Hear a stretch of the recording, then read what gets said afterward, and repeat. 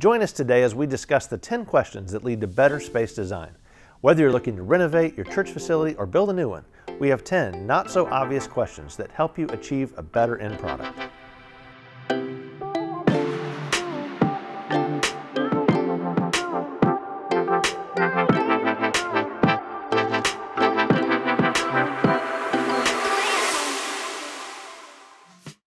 I'm Donnie Bronner, owner and CEO of Paragon 360, and I'm joined today by Ron Robertson, Vice President of Design Services, and Ryan Cowan, President here at Paragon 360. Thanks for joining me, gentlemen. Yeah, thanks for having us. At Paragon 360, we've designed and completed over 1,000 church projects over the last 21 years, and I think one of the most critical techniques we've developed is purpose-driven design. Yeah, here at Paragon, we can really make your vision come to life, but it's the actual design that really delivers the results at the end of the day. Yeah, and this is one of my favorite things to talk about because it has the most impact on our clients. You see, purpose-driven design is when a space is strategically designed and developed to achieve the goals of an organization. I totally agree, Ryan. When it comes together, purpose-driven design can not only be visually beautiful, but it can literally facilitate the actualization of an organization's goals. Yeah, plus it's a lot of fun to do. Yeah. Our team can often make this process look easy, but a lot of the experience and hard work goes into this to get it right. My years here at Paragon have taught me how mission-critical strategy is to designing engaging environments. Yeah, Donnie, you say it all the time. It's a lot easier to get this wrong than it is to get it right. Well, absolutely it is. I mean, it seems easy, but church spaces are really pretty complicated projects. For our design team, led by Ron, I mean, the focus is not just audio, video, or lighting systems. It's really not even a cool set or a big LED wall. I mean, really the focus is on the environment that we're trying to create for our client, and that's a lot more challenging. Yeah, and we love a challenge. Everything plays into the environment from the way it looks, feels, sounds, smells, top to bottom.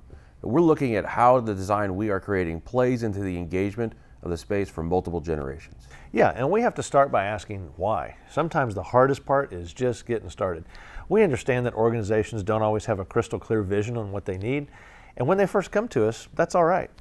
That's why we begin with our needs assessment. That's a process that allows our design team to zero in on what needs to be done so we can set our clients up for the grand slam. Yeah, and that's really the blueprint that leads to the purpose-driven design. Yeah, that's good stuff, guys. Now let's get into it. Our needs assessment is a process that provides the landscape to define the reality of a project and really envision the future of what we can do together with our clients. Yeah, once we have all the X's and the O's on the board, then we can develop the plays it's going to take to get us where we need to go. Yeah, really loving those sports references there, Ryan. But look, good, bad, or indifferent, it's important to know what bridge we are standing on before we tear it down. Defining our reality is imperative because if we don't understand the problem, we will never embrace that solution. Before we ever get to the drawing board, it's important to ask some tough questions that will not only help you get the coolest church on the block, but it's really going to help serve your mission and achieve your goals. We've outlined 10 questions that are guaranteed to lead to better space design. Yeah, and the first question you need to ask yourself when considering a new space design is, what is the current status of my church's growth? If your church is growing and you need more room, then you're going to have a very different set of needs than a church that is losing members and needs to reignite the engagement with its congregation. You have to know which way that wind is blowing. Right, and you got to focus on your goals. Do you want to provide a church home for your younger generation? Do you want to expand the services you offer your community? Maybe you'd like to share a broadcast message in a studio like we're in today. If you know your goals, we can help you build what you need to get it there. And our third question is, what roadblocks are hindering your goals? I mean, if we know what might cause us problems in your project, then we can either develop a plan to tackle the issues head on, or we can take alternate routes around the problems. On a related topic, you need to define your organization's mission, vision, and values.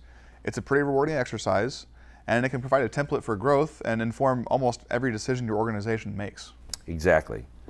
Going on to our fifth question, does your space reflect your mission, vision, and values? This is a tough question to ask yourself, and it requires an honest answer.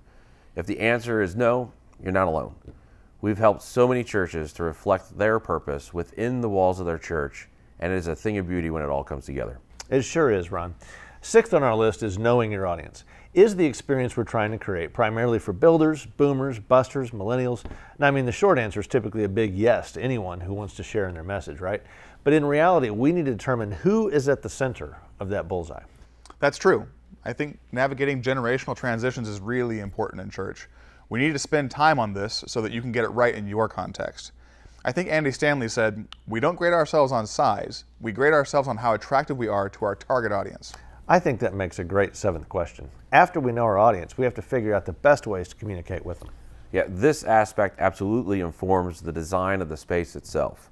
Before your pastor gets up to speak or your choir gets up to sing, your space speaks to the audience first. That's right. And you have to roll out the red carpet for both the churched and the unchurched at the same time. A good understanding of your congregation can really lead to a space that accomplishes both goals simultaneously. And that leads us to our eighth question. What are you known for in your community? Understanding this could either lead you towards building a new gym or a new worship center. And in this day and age, it most likely means creating an excellent online experience.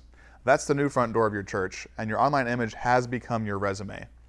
If you want to be known for that, we can help with that. If you want to be known for something different, we can help with that too.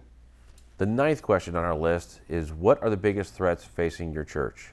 We've had clients express concerns over issues like the aging congregation and reaching the unchurched. If this is the case, a plan can include new ways to reach that potential audience. Great point. And identifying these threats is a great way to see opportunity too. Dealing with potential hardships is easier when you focus on solutions instead of problems. Yeah, our 10th question that leads to better space design is the crystal ball question. How do you intend for your ministry to grow over the next 5 to 10 years? After we have a clear picture of where you are currently, we can begin to envision a future and make space for that growth. I see buying lunch in your future, Ryan. That actually works for me. To sum things up, purpose-driven design should be completely custom to the mission. It should be laser focused on who we're trying to reach and the experience we're trying to create. Take the time to get the design right the first time. And I think the final word is that good, solid design does not cost as much as the value you get from it. Guys, this has been great. Thanks for joining me today. Thank you, Donnie. And thank you for joining us on this purpose-driven edition of Full Circle. For more insights, go to paragon360.com or subscribe on YouTube.